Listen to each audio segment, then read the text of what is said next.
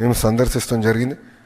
IT, electronics, defence, food processing, drones, green energy, ports, data centres, semi conductors, real estate సంబంధించిన verticals కూడా మేము అక్కడ ఉన్న కంపెనీలతో కూడా మేము చర్చిస్తాం జరిగింది.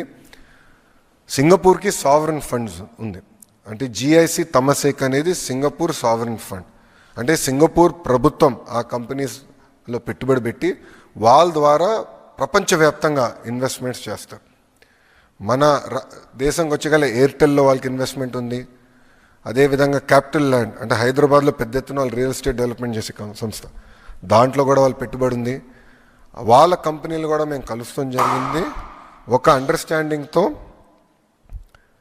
5 ఏళ్ళలో 45,000 కోట్ల పెట్టుబడి ఆంధ్ర రాష్ట్రానికి తీసుకొస్తామని మేము ఒక ఒప్పందం కుదుర్చుకున్నాం. రెస్పాన్స్ అనేది వాళ్ళ దగ్గర నుంచి అద్భుతంగా ఉంది. ఇదంతా యువతకి గుడ్ న్యూస్, జగన్కి బ్యాడ్ న్యూస్. ఈరోజు కూడా మీరు చూస్తే చంద్రబాబు నాయుడు గారు పదే పదే చెప్తున్నారు, జగన్ అనే వ్యక్తి క్రిమినలైజేషన్ ఆఫ్ పాలిటిక్స్ చేస్తున్నాడు.